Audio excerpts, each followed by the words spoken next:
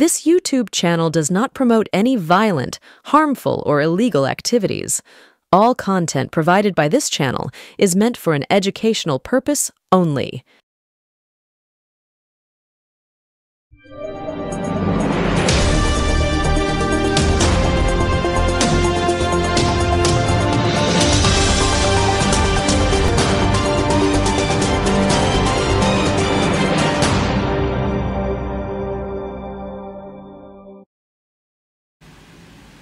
নমস্কার, শুভ সন্ধ্যা। আমি আপনাদের প্রবীর বিশ্বাস, আর আপনারা দেখছেন বিশ্বজোড়া বাঙালির আওয়াজ এনকে ডিজিটালের সান্ধ্য সম্প্রচার এক্স ফ্যাক্টর। অনেকগুলো বিষয় জানেন, আজকে এতগুলো বিষয়, সবকটা বিষয় ঘেটে একেবারে ঘ হয়ে গিয়েছে। যেমন ধরুন, আমাদের হেডলাইনটা দেখেই আপনারা বুঝতে পারছেন, এখন শুধু বাম ভাই, হিন্দু আর ভাই নাই। অর্থাৎ হিন্দুকে আর ভাই বলে ভাবতে পারছে না বিজেপি। এখন বামেরাই তাদের প্রধান ভাই হয়ে উঠেছে। বামেরা যে প্রধান ভাই, তার ত্রিপুরার নির্বাচনে আপনারা বুঝেছিলেন যে বামেরা কিভাবে ওয়াকওভার দিয়ে দিয়েছিল বিজেপিকে। পশ্চিমবাংলায় 22.5% ভোট তারা বিজেপির পায়ে অর্পণ করেছিল। এইবার তাদের একদম লেটেস্ট সংস্করণ, সেটা হচ্ছে যারা এসইজেড এর তীব্র বিরোধিতা করে এসেছে এতদিন, অর্থাৎ স্পেশাল ইকোনমিক জোন, এই এসইজেড এর চির বিরোধিতা করে আসা বামেরা এইবার কেরালাতে তারা একটা বন্দর করছে, তাও আবার আদানি করছে। তারা করছে না, আদানি করছে। সেই একই মঞ্চে দেখা গেল বাম নেতা বিজয়নকে এবং নরেন্দ্র মোদীকে, আর সাথে আদানি তো আছেই। এবার ঘটনা হচ্ছে হিন্দু আর ভাই নাই। এই হিন্দু ভাই নাই এবং কেরালায় যে এসইজেড গড়া হচ্ছে আদানিকে দিয়ে, এসব বিষয়ে একজন পারদর্শী বক্তা আমাদের সাথে আর জয়েন করছেন। আপনারা তাদেরকে সকলেই চেনেন, বহুবার আমাদের চ্যানেলে এসেছেন। আমি স্বাগত জানাবো রন্তিদেব সেনগুপ্তকে। রন্তিদা, আপনাকে আরো একবার স্বাগত। নমস্কার। রন্তিদা, প্রথমেই আসি হিন্দু আর ভাই নাই বলে। এই যে জগন্নাথ ধাম উদ্বোধন নিয়ে যে ঘটনাটা বিজেপির অন্দরে ঘটলো, আপনি বিজেপিকে হাড়ে মজ্জায় চেনেন। আপনি বিজেপির একবার ক্যান্ডিডেটও হয়েছিলেন এবং এই লোকসভা ক্যান্ডিডেট হওয়ার সুবাদে আপনার সাথে নিশ্চয়ই দিলীপ ঘোষেরও সখ্যতা হয়েছে, আমার সাথেও ব্যক্তিগত সখ্যতা আছে। দিলীপ ঘোষের অবস্থানটাকে আগে একটু ব্যাখ্যা করলে ভালো হয়। দেখুন, দিলীপ দার সঙ্গে আমারও সখ্যতা আছে।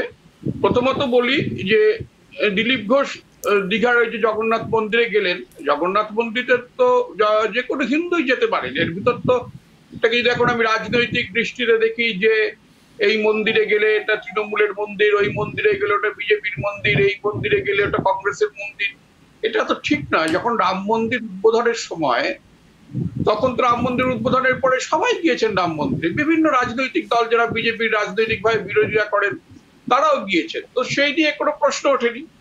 আজকে যখন দিলীপ ঘোষ দীঘার জগন্নাথ মন্দিরে গেছেন, উনি আবার মেদিনীপুরেরই মানুষ, মেদিনীপুর জেলার গড়বেতার মানুষ। তো সে নিয়ে বিজেপির কিছু লোক অযথা একটা বিতর্ক করে বিষয়টি নিয়ে একটা নোংরা প্রচার করে দিলীপ বাবুকে হেনস্থা করার চেষ্টা করছেন। এবং একটা জিনিস লক্ষ্য করবেন যে এই যে যারা করছেন এটা বিজেপির ভেতর, তারা কিন্তু কেউ বিজেপির আদি বিজেপি নয়, এরা সবাই নব্য বিজেপি। যেমন ধরুন সৌমিত্র খান ইত্যাদি ইত্যাদি, তাদের নামটা আমি করছি না, কিন্তু আদি বিজেপির লোকজনেরা কিন্তু কিছু বলেনি। আমি যতদূর শুনেছি বা যতদূর আন্দাজ করতে পারছি, যে দেখুন, এই জগন্নাথ মন্দিরের বিরোধিতা প্রথম থেকে শুভেন্দু অধিকারী করেছেন। এবং শুভেন্দু জগন্নাথ মন্দিরের দিন একটা সনাতনী সম্মেলন তার বকলমে ডাকা হয়েছিল কাঁথিতে, যদিও সেই সম্মেলনটার খবর ওই সেদিন দিলীপ দার জগন্নাথ মন্দির আগমনের খবরে ঢাকা পড়ে গিয়েছিল এবং সেখানে খুব একটা ভিড় কিছু হয়নি, আমি যতদূর শুনেছি। এবং শুভেন্দু প্রথম থেকে বলেছিল এই মন্দিরে আমি যাব না। আমি 29-30 এই দুদিন নিজে দীঘায় ছিলাম। আমি আপনাকে বলি একটা আমার ব্যক্তিগত অভিজ্ঞতা, যে 30 তারিখ সকালে আমি দীঘার ওই যেটা সি বিচ বলে সৈকত, সেখানে ঘুরতে বেরিয়েছিলাম। তো সেখানে পরপর সব চায়ের দোকান এবং ইত্যাদি বিভিন্ন জিনিসপত্রের দোকান সব রয়েছে, প্রচুর মানুষজন ছিল 30 তারিখ সকালে। তো ওখানে একটি দোকানে বসে সব আলোচনা শুনছিলাম এবং ওখানকার যে স্থানীয় দোকানদাররা, স্থানীয় মানুষরা, তারা যে ভাষায় শুভেন্দু সম্পর্কে সমালোচনা করছে সে ভাষাটা আমি প্রকাশ্যে বলতে পারবো না। মানে তাদের বক্তব্যের একটা সারমর্ম হচ্ছে যে আমাদের দীঘায় জগন্নাথ দেব এসছেন এবং আমাদের দীঘায় জগন্নাথ মন্দিরকে কেন্দ্র করে একটা অর্থনৈতিক জোয়ার আবার আসবে এবং অনেক পর্যটন আসবে, সেটা শুভেন্দু বাবুর সহ্য হচ্ছে না। শুভেন্দু এই আবেগটা কিন্তু বুঝতে পারেননি, শুভেন্দুর পক্ষে আবেগটা বোঝা সম্ভব হয়নি।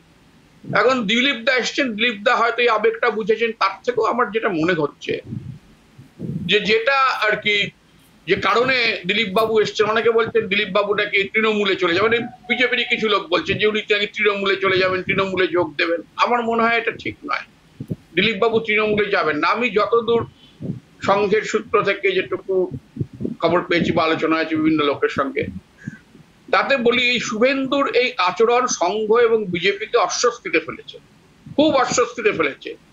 এবং সংঘ মনে করছে এভাবে একটি মন্দির তাকে এভাবে আক্রমণ করা বা ওখানে যাব না এটা বলা একটা হিন্দুত্ববাদী দল বা হিন্দুত্ববাদী সংগঠনের কারোর পক্ষে সেটা সমীচীন নয়। এবং সংঘ ঠিক ধরেছে যে এটা নিয়ে একটা ড্যামেজ হয়ে যাচ্ছে কোথায়। আমার নিজের ধারণা দিলীপ দা সেদিন এই ড্যামেজটা ম্যানেজ করার জন্যই দিলীপ দা দীঘার জগন্নাথ মন্দিরে ছুটে গিয়েছিলেন এবং এর পেছনে সংঘের সমর্থন রয়েছে। দেখবেন যে যতই সৌমিত্র খান ইত্যাদিরা, সজল ঘোষ সেরকম যারা গেছেন তৃণমূল ছেড়ে যারা বিজেপিতে গেছেন, তারা যতই দিলীপ দাকে আক্রমণ করছেন, বিজেপির কেন্দ্রীয় নেতৃত্ব কিন্তু এই বিষয়টি নিয়ে একটা পরিষ্কার নির্দেশ বিজেপির অন্দর থেকে যত খবর আসছে, তারা বিজেপিকে এই বিষয়টি নিয়ে তারা কিন্তু চুপ করে থাকতে বলেছে। তারা কিন্তু দিলীপ দার এই আক্রমণ, দিলীপ দার প্রতি এই আক্রমণটা এই সৌমিত্র খান বা ইত্যাদিদের আমি একটু আপনাকে থামাই রন্তিদা, দর্শকদের সুবিধার্থে বলে দিই যে বিজেপির অভ্যন্তরে যে নির্দেশটার কথা রন্তিদা বলছেন সেই নির্দেশটা আপনাদের জানিয়ে দিই। প্রথমত সবাইকে চুপ করে থাকতে বলা হয়েছে, এই বিষয় নিয়ে আর মুখ খোলা যাবে না। আর দ্বিতীয়ত কেন্দ্রীয় নেতৃত্ব কিন্তু দিলীপ ঘোষের পাশেই আছেন, দিলীপ ঘোষের সাথেই আছেন, এটা কিন্তু স্পষ্ট করে জানিয়ে দেওয়া হয়েছে অর্জুন সিং, সৌমিত্র খান, শুভেন্দু অধিকারীদের। রঞ্জিতা আপনি যেটা বলছিলেন বলুন। হ্যাঁ, এবং এইটা করেই শুভেন্দু অধিকারীরা কিন্তু বিজেপির ক্ষতি করেছেন।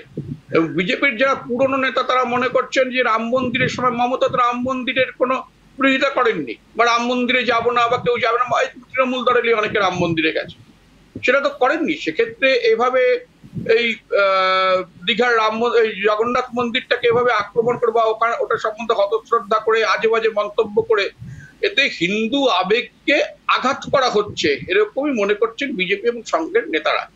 ফলে আমার যেটা ধারণা, দিলীপ দা সংঘের খুব ঘনিষ্ঠ মানুষ, দিলীপ দা সংঘের নির্দেশে দিলীপ দা সেদিন গিয়েছিলেন কিছুটা ড্যামেজ কন্ট্রোল করতে, কিন্তু ড্যামেজ হয়ে গেছে। এখন দিলীপ দার এই জগন্নাথ মন্দির যাওয়া কতটা ড্যামেজ কন্ট্রোল করবে কিনা পারবে কিনা জানে, ড্যামেজ যা হওয়ার হয়ে গেছে। দিলীপ দার হয়তো ব্যক্তিগতভাবে দিলীপ দার প্রতি মানুষ সফট হয়েছেন। আমি নিজে দেখেছি ওখানে দিলীপ দা যখন এসছেন ওখানে স্থানীয় মানুষটাকে স্বাগত জানিয়েছেন দিলীপ দার এই মন্দিরে আসাটা। হ্যাঁ, দীঘার স্থানীয় প্রচুর মানুষ ভিড় করে দাঁড়িয়েছিলেন মন্দিরের বাইরে যে সময় দিলীপ দা এলেন।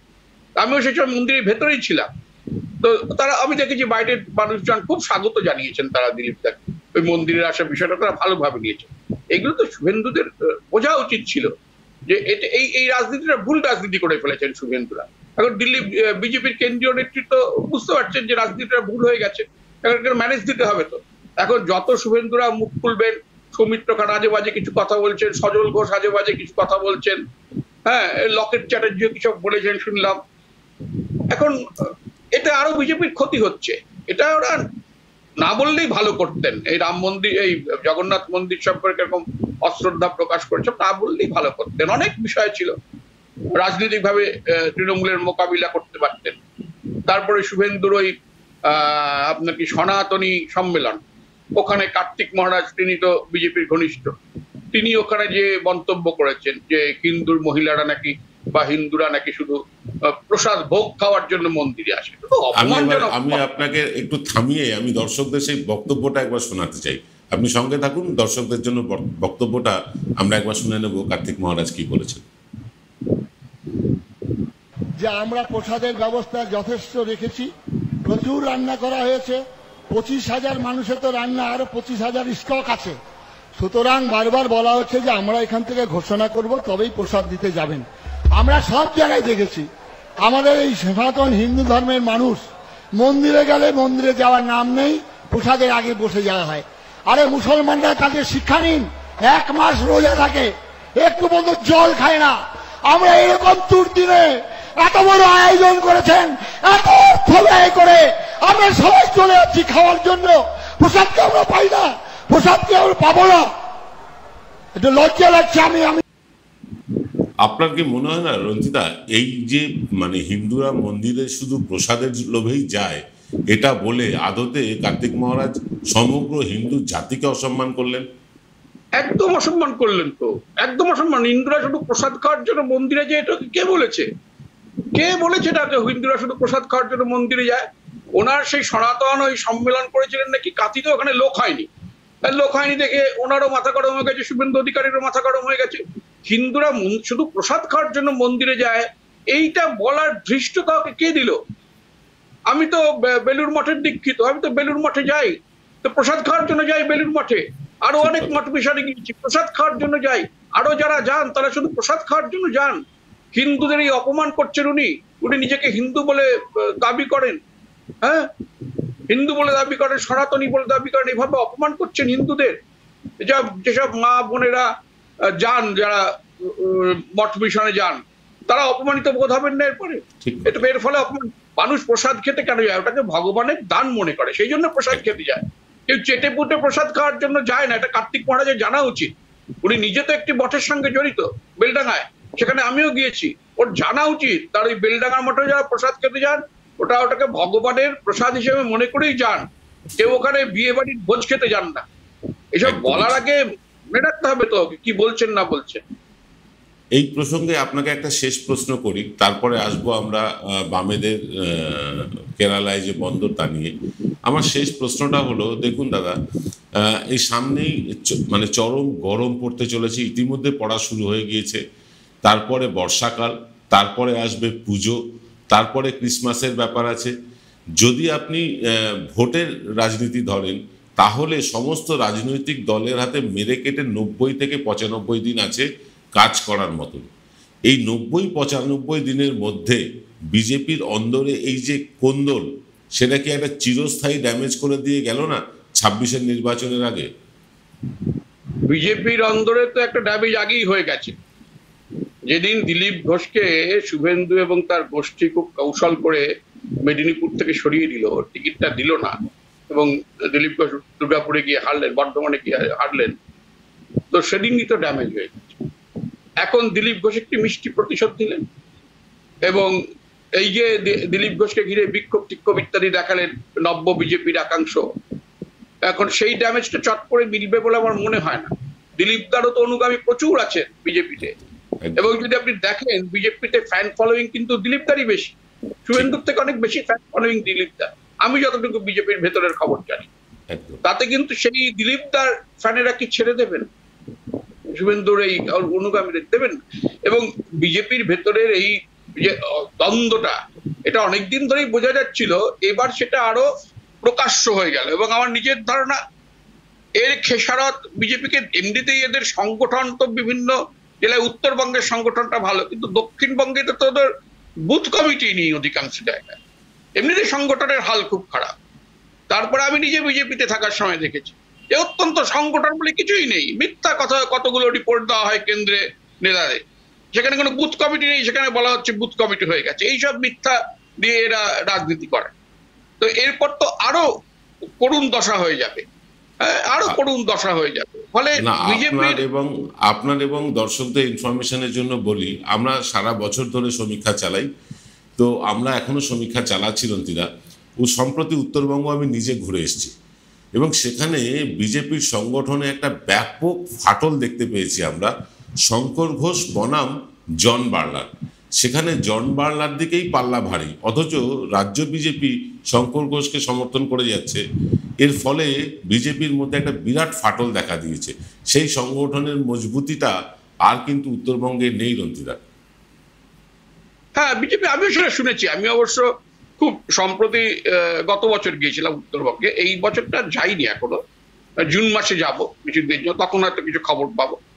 তো আমিও শুনেছি যে যতটুকু সংগঠন বিজেপি করেছিল ওখানে, সেটা সেই সংগঠনের কিছুটা ফাটল ধরেছে, এবং গত বিধানসভা নির্বাচনে গত লোকসভা নির্বাচনে 2024-এর, ওখানে তৃণমূল 2019-এর থেকে ভালো ফল করেছে। এটাও ঘটনা। কোচবিহারে নিশীথ অধিকারী হেরে গেছেন। এখন নিশীথ খুব চুপচাপ, কিন্তু ফলে নিশীথের, আমি জানি না নিশীথ কি করবেন, কিন্তু নিশীথের হাব ভাব আমার একটু সন্দেহজনক মনে হচ্ছে। খুব চুপ করে গেছেন নিশীথ, দেখবেন নিশীথের অত আর কণ্ঠস্বর শোনা যাচ্ছে না। ফলে আমারও নিজের ধারণা যে আগের মতো সেই সাংগঠনিক জোটটা বোধহয় এখন বিজেপির নর্থ বেঙ্গলে নেই। এখন সেটা তো ভোটের সময় বোঝা যাবে যে কি হয় না হয়, সেটা যাচ্ছি না।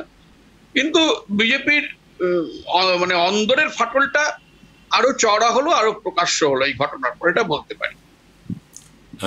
এবার আমরা যাব পরবর্তী প্রসঙ্গে, তবে তার আগে নিয়ে নিতে হবে আমাদের একটা ছোট্ট বিরতি। ফিরছি বিরতির পর, আসছি SEZ নিয়ে। Found Kolkata's first ever sweet shop serving so unique items like Dab Malai Curry, Motichur Truffle, Gajor Borfi, Dab Kalakand, and I had to try them. শুধু তাই নয়, শক্তিগড়ের ল্যাংচা, বর্ধমানের সীতাভোগ, মালদার পোস্তকদম, বহরমপুরের ছানা বড়া, এগুলো সবকিছু খেতে হলে আর এত দূরে যেতে হবে না। সুন্দরিনী ন্যাচারালসে পেয়ে যাবে পশ্চিমবঙ্গের বিখ্যাত 10টা জেলার মিষ্টি all under the same roof. এদের বেস্ট সেলার্স কচি ডাবের শাঁস দিয়ে বানানো ডাব মালাইকারি আর কলা পাতায় মোড়া গুড়ের সন্দেশ পাতুরি আর আ মাস্ট ট্রাই।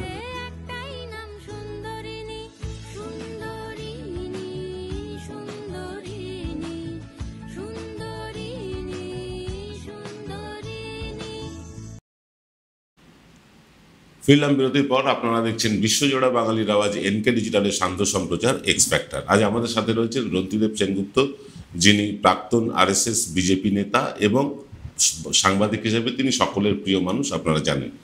রন্তিদা, এইখানে আমরা দেখি বামেদের সাথে একটা মেকি যুদ্ধ চলে বিজেপি, অথচ মানে SEZ তৈরি হচ্ছে, আদানির বন্দর তৈরি হচ্ছে কেরালায়, সেখানে বিজয়নকে পাশে বসিয়ে হাসি মুখে সেই বন্দর উদ্বোধন করছেন নরেন্দ্র মোদী।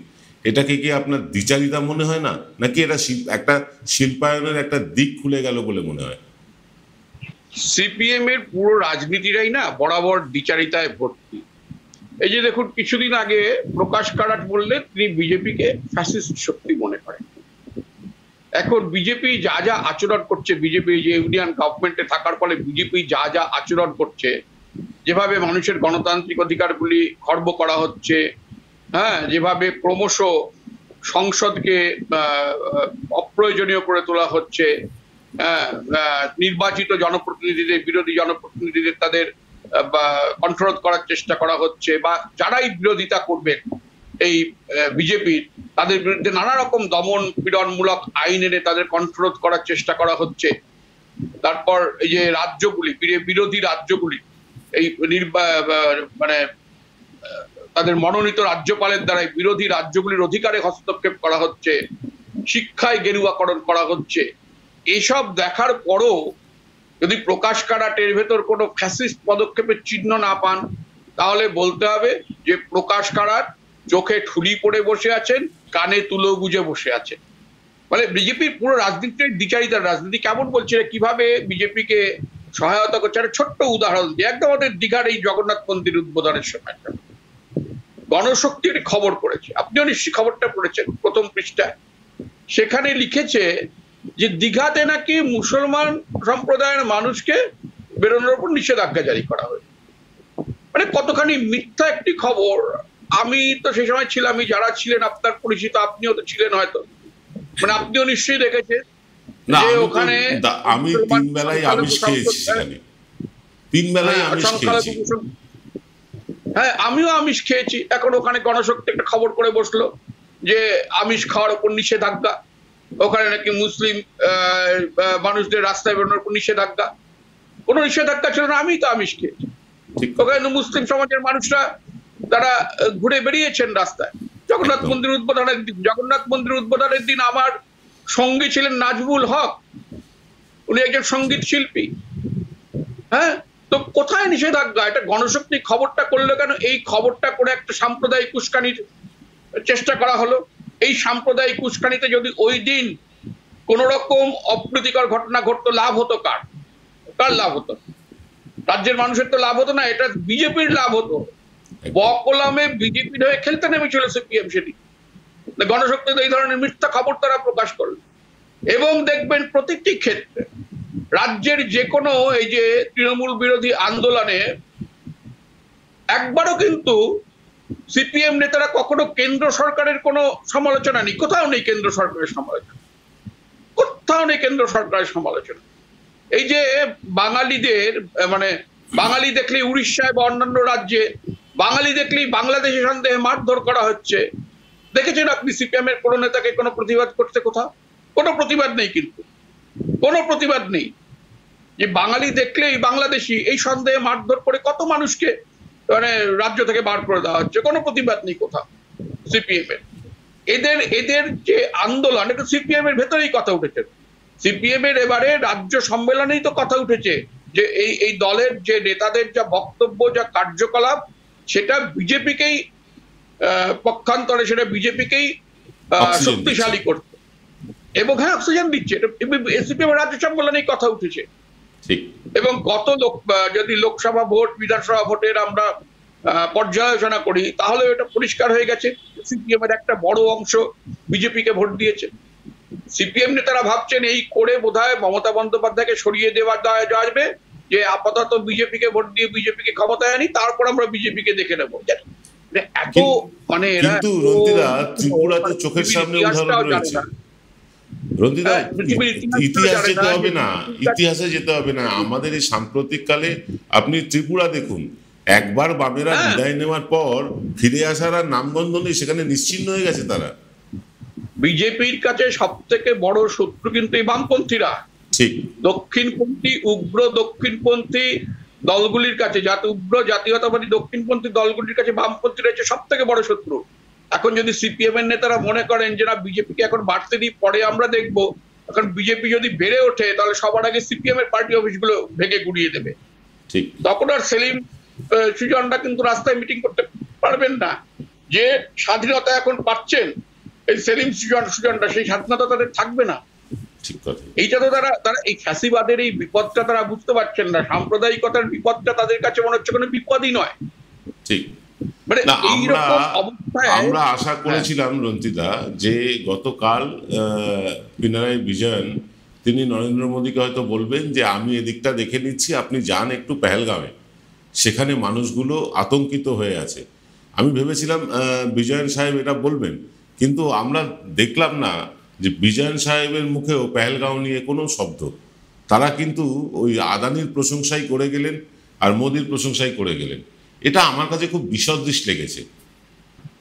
বিসদৃষ্ট বটে। প্রথমত যে প্রধানমন্ত্রী তড়িঘড়ি ছুটে এলেন সৌদি আরব থেকে যখন পেহেলগাঁওয়ের ঘটনা ঘটলো। পেহেলগাঁও উনি গেলেন কোথায়?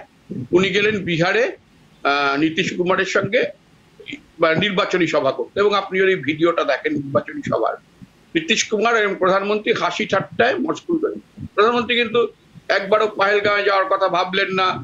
উনি সর্বদলীয় বৈঠকে উপস্থিত থাকার কথা ভাবলেন না।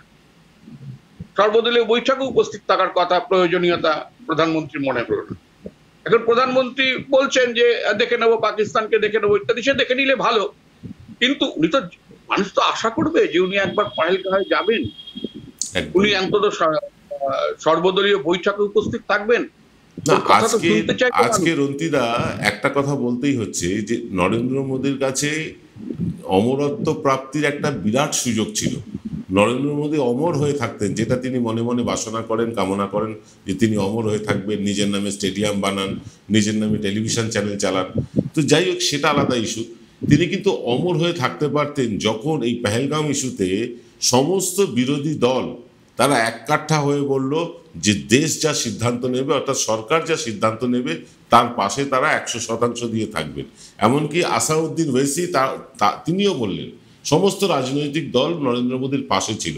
পেহেলগাঁওয়ের পর একটা রিটালিয়েট করার জায়গা ছিল, প্রত্যাঘাতের একটা জায়গা ছিল, পিএকে আমাদের কাছে ফিরিয়ে আনার একটা সম্ভাবনা ছিল। যত দিন যাচ্ছে এই সম্ভাবনা স্তীমিত হয়ে যাচ্ছে। উল্টে আমরা দেখতে পাচ্ছি এখন নরেন্দ্র মোদী জাতি জনগণনা নিয়ে কথা বলছেন, এখন আর কিন্তু কাশ্মীর নিয়ে বলছেন না। এই সুযোগটা হারালেন, এটা কি আর তিনি কখনো ফিরে পাবেন জীবদ্দশায়? পেহেলগাঁওয়ে যা ঘটেছে, জঙ্গিরা যা ঘটিয়েছে, এ তো চরম, এটা একটা নিন্দা করার কোনো জায়গা নেই। এবং এই ঘটনায় কেন্দ্র সরকারের পাশে, ইউনিয়ন গভর্নমেন্টের পাশে প্রত্যেকে রয়েছে, প্রত্যেকটি বিরোধী দল রয়েছে, দেশের প্রত্যেক মানুষ রয়েছে, প্রত্যেকেই চাইছেন যে পাকিস্তান থেকে জঙ্গিদের মদত দেয়, পাকিস্তানকে একটা উপযুক্ত শিক্ষা দেওয়া হোক। কিন্তু এখনো তারা দেখতে পাচ্ছেন না যে কি কোনো শিক্ষা দেওয়ার কোনো ব্যাপার এখনো দেখতে পাচ্ছেন না। অনেকগুলো দিন হয়ে গেল তো, 22 তারিখ ঘটনাটা ঘটেছে, আজকে মে মাসের 2 তারিখ। তারপরে একজন ভারতীয় জওয়ান, যিনি আমাদের পশ্চিমবঙ্গের বাসিন্দা, তাকে পাকিস্তানিরা আটক করে রেখেছে। তিনি ভুলবশত সীমানার ওপারে চলে গিয়েছেন। এবং আপনি যদি পাকিস্তান ভারতের বর্ডার গুলো দেখেন, ওদিকে গুজরাটে, পাঞ্জাবে বা এদিকে পশ্চিমবঙ্গেও বাংলাদেশের সঙ্গে বর্ডার গুলো দেখেন, অনেক জায়গায় বর্ডার যে মানে সীমানাটা বোঝা যায় না। ভুলবশত একজন মানুষ ওখানে চলে গেছেন এবং তাকে পাকিস্তানিরা আটকে রেখেছেন এখন অব্দি। তাকে ফিরিয়ে আনার ব্যাপারে তার পরিবার উৎকণ্ঠার ভেতরে রয়েছে। তাকে ফিরিয়ে আনার ব্যাপারে কি হয়েছে মানে কিছু জানাচ্ছে না, স্বরাষ্ট্র মন্ত্রক কিছু জানাচ্ছে না, বিদেশ মন্ত্রক কিছু জানাচ্ছে না, স্বরাষ্ট্রমন্ত্রী কিছু জানাচ্ছে না, অজিত ডোভাল যিনি 007 মনে করেন নিজেকে, তিনি কিছু জানাচ্ছেন না। তো এই তো মহা মুশকিল না? এখন এই জওয়ানের কেমন আছেন, কোথায় আছেন, সে নিয়েই তো চিন্তা হচ্ছে দেশের মানুষের। এগুলো তো মানুষ জানতে চাইবে, এগুলো তো জানাতে হবে। তারপর ধরুন আমাদের মিডিয়া কিন্তু বারবার দেখাচ্ছে আমাদের এত রাফায়েল আছে, আমাদের এত অগ্নি আছে, পৃথিবী আছে, আমাদের এই মিসাইল আছে, আমাদের সেই এরোপ্লেন আছে, এসব আমরা খালি দেখছি। এগুলো, এই যে মিসাইল টিসাইল গুলো, এগুলো কি দীপাবলি উদযাপনের জন্য রেখে দেওয়া হয়েছে? না, একটা ব্যাপার আমাদের একটু ভাবতে হবে, সেটা হচ্ছে দেখুন, যুদ্ধ করব বলা যত সহজ, যুদ্ধ করাটা কিন্তু অত সহজ নয়। এটা আমাদের মনে রাখতে হবে যে পাকিস্তানের হাতেও নিউক্লিয়ার ওয়েপন্স আছে। দ্বিতীয়ত, চীন খোলাখুলি পাকিস্তানের পাশে দাঁড়িয়েছে। চীন পাকিস্তানকে অস্ত্র সাহায্য করবে। এখন এই যদি যুদ্ধ লাগে, ধরুন ভারত পাকিস্তানের যুদ্ধ লাগবে, চীন এই সুযোগে উত্তর পূর্ব সীমান্ত দিয়ে ভারতকে আক্রমণ করার চেষ্টা করতে পারে। এবং ইতিমধ্যে অরুণাচলের বেশ কিছুটা জায়গা চীনের হাতে চলে গেছে। ফলে এগুলো মাথায় রাখতে হবে। মানে বললেই একটা যুদ্ধ করা যায় না, সেগুলো একটা সমস্যা আছে।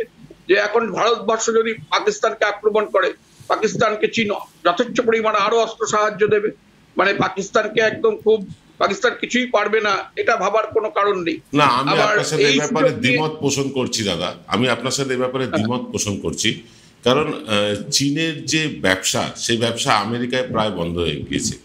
চীনের এখন মূল ব্যবসা হচ্ছে ভারত কেন্দ্রিক। চীন কি তার ব্যবসা নষ্ট করে যদি চীন পাকিস্তানকে অস্ত্র সাপ্লাই করে বা অন্যান্য সাহায্য করে, ভারত যদি চীনের থেকে মাল নেওয়া বন্ধ করে দেয়, চীনের অর্থনীতি ভেঙে পড়বে। চীন কি এটা করবে?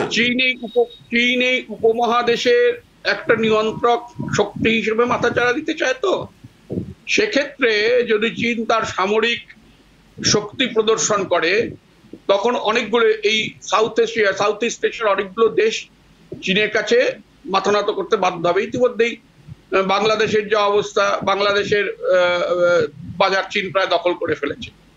এখন যদি ভারতকে ওই সামরিক শক্তিটা প্রদর্শন করতে পারে চীন, তাহলে ভারত হয়তো একটু পিছু হটবে।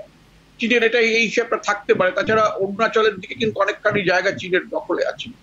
ফলে ভারতকে কিন্তু অনেক কিছু বিষয়ে নজর রাখতে হচ্ছে। আবার ধরুন ওই পশ্চিম সীমান্তে পাকিস্তানের সঙ্গে যদি যুদ্ধ লাগে, পূর্ব সীমান্তের অনেকখানি অরক্ষিত জায়গা দিয়ে বাংলাদেশ থেকে জঙ্গিরা ঢুকে পড়তে পারে, সেক্ষেত্রে পশ্চিমবঙ্গের বড় সমস্যা হতে পারে। ফলে অনেকগুলি বিষয় আছে।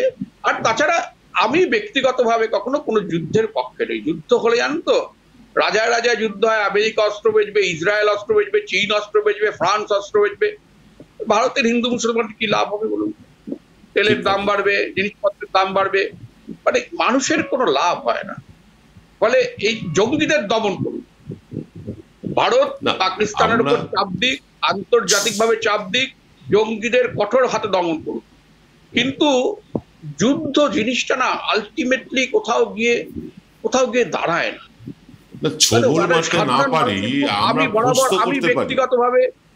আমি ব্যক্তিগতভাবে সবসময় আমি কখনোই চাইবো না যে দুটো প্রতিবেশী দেশের ভেতর যুদ্ধ লাগবে, এটা আমি কখনোই চাইবো না। দুটি দেশের সাধারণ মানুষ তাতে খুব অসুবিধায় পড়বে। ঠিক কথাই। না, আমরা ছোবল মারি বা না মারি, আমরা ফোঁসটাও তো করতে পারি, আমরা কিন্তু সেটাও এখনো পর্যন্ত করে দেখাতে পারিনি রঞ্জিতা। না, যেটা ভারত সরকার করতে পারে সেটা হচ্ছে যে একটা সার্জিক্যাল স্ট্রাইক করুক। সীমান্তে যেসব জায়গায় ভারত সরকারের সন্দেহ যে জঙ্গিদের ঘাঁটিগুলো আছে সেখানে একটা সার্জিক্যাল স্ট্রাইক করুক, করে সেখানে জঙ্গি ঘাঁটিগুলো দমন করুক, ধ্বংস করুক, এবং সেই সার্জিক্যাল স্ট্রাইকের ছবি জনসাধারণের সামনে তুলে ধরুক, আন্তর্জাতিক মহলের কাছে তুলে ধরুক, যে দেখো আমরা এভাবে জঙ্গি ঘাঁটিগুলো গুড়িয়ে দিয়েছি। এতে কিন্তু জঙ্গিদের মনোবল, আর তারপর ওখানে যেমন ধরুন ওই প্রাক্তন সব সেনা কর্তারা বলছেন যে আমাদের দেশের সেনাবাহিনীর এখানে নাকি 1.5 লাখ পদ শূন্য। কেন পদ শূন্য থাকবে? 1,80,000। হ্যাঁ, 1,80,000 পদ শূন্য। তুমি মিলিটারি বাজেট, আমাদের দেশে শিক্ষা বাজেটের থেকে সেনা বাজেট অনেক বেশি, প্রতিরক্ষা বাজেট অনেক বেশি, তো তুমি 1.5 লাখ পদ শূন্য কেন? তার পাহেলগাঁওয়ে যে জায়গায় ঘটনা ঘটেছে ওখানে কোনো সেনা মানে যে পোস্ট, সে পোস্টের সংখ্যা কমিয়ে দেওয়া হয়েছিল। কার স্বার্থে কমিয়ে দেওয়া হয়েছে? কে এই অদ্ভুত ধরনের সিদ্ধান্ত নিয়েছিল? এবং যে জায়গায় ঘটনাটা ঘটেছে ওখানে সীমান্ত থেকে অনেকটা ভেতরে ঢুকে এসে জঙ্গিরা হামলা চালিয়েছিল। তো এই যে এতখানি রাস্তা জঙ্গিরা চলে এলো, তো তোমার সীমান্তে কি হচ্ছিল? তুমি তো সীমান্তের এই জায়গাগুলোতে ভারত সরকার নজর দাও, এবং এর জন্য কারা দায়ী তাদের তো চিহ্নিত করা দরকার, কারা দায়ী। হ্যাঁ, আমাদের একজন উপদেষ্টা আছেন অজিত ডোভাল, 007 একটা ইমেজ তৈরি করা হয়েছে, তো অজিত ডোভালকে তো কৈফিয়ত দিতে হবে এর জন্য। আমাদের স্বরাষ্ট্রমন্ত্রী বলেছিলেন অমিত শাহ, তারও একটা 007 ইমেজ, যে কাশ্মীর শান্ত, সব জঙ্গিদের দমন করে দিয়েছে আমরা, তার কথায় ভরসা করে পর্যটকরা যেতে শুরু করেছেন। বোঝা গেল উনি কিছুই পারেন। এর তো জবাবদিহি করতে হবে, শুধু তো কাশ্মীরিদের মেরে মুসলমানদের তাড়িয়ে দেবো এসব বলে তো লাভ নেই। এদের তো জবাবদিহি করতে হবে, গাফিলতিটা কোথায় সেটা আগে দেখতে হবে। তো আমার 1,80,000 সেনায় পদ খালি, কেন খালি থাকবে? আমার তো প্রতিরক্ষা বাজেট প্রতি বছর বাড়ছে, সেনায় কেন পদ খালি থাকবে? আমার কেন পহেলগাঁওয়ের ওই জায়গাগুলো, এখানে অমরনাথ যাত্রা শুরু হবে কিছুদিন পরে এই রুটটা দিয়ে, ওখানে কেন যথেষ্ট সেনা টহল থাকবে? পর্যটকরা যেখানে ভিড় করছে স্বাভাবিকভাবেই তো সেখানে সেনার নজরদারি বেশি থাকবে। সেদিন ওইখানে কোনো সেনার নজরদারি ছিল না, কেন? পুরো ব্যাপারটা আমার কাছে খুব রহস্যজনক মনে হয়, যে কেন সেনার নজরদারি ওখানে থাকবে না, কেন ওখানে ওই সেনা পোস্ট থাকবে না? এগুলো আমার খুব রহস্যজনক মনে হয়। আমার কেমন যেন একটা মনে হয় যে এখানে একটা যুদ্ধ লাগানোর পরিস্থিতি খুব পরিকল্পিতভাবে তৈরি করা হচ্ছে, যে এই উপমহাদেশে যদি একটা যুদ্ধ পরিস্থিতি তৈরি হয়, জঙ্গিদের সন্ত্রাস বেশি বাড়ে, আরো কার লাভ ভেবে দেখুন তো। আমেরিকা, ইসরায়েল, এইসব রাষ্ট্রগুলোর যারা অস্ত্রের ব্যবসায়ী, তাদের লাভ, তারা আরো অস্ত্র বেচবে, ভারতকে বেচবে, পাকিস্তানকে বেচবে, বাংলাদেশকে বেচবে, এসব করবে তারা। এই 3টে দেশের মানুষের কোনো লাভ হবে না, লাভ হবে ট্রাম্প আর নেতানিয়াহু। আমার খুব সন্দেহ হয় এসব নিয়ে আজকাল, যে সত্যি মানে এর আড়ালে কোন রকম ডাল মে কুছ কালা তো নেই হ্যায় না? ডাল মে কুছ কালা হ্যায়, জরুর হ্যায়। এটা আমি আপনাকে বলছি, সব ক্ষেত্রেই, এই শুভেন্দুর ক্ষেত্রে বলুন বা আমাদের এই নেতাদের যুদ্ধ খেলা বলুন, সবকিছুর মধ্যেই ডালে একটা কালো দানা কিন্তু দেখা যাচ্ছে। আমরা অনেক বিষয় নিয়ে আলোচনা করলাম রঞ্জিতার সাথে। রঞ্জিতা, আপনাকে অনেক ধন্যবাদ আমাদের এতটা সময় দেওয়ার জন্য। আমরা আগামী যে পরবর্তী অনুষ্ঠান আগামীকাল, সেটা সম্প্রচার করব সকাল 9টায়। ততক্ষণ আমাদের সাথে থাকুন। নমস্কার।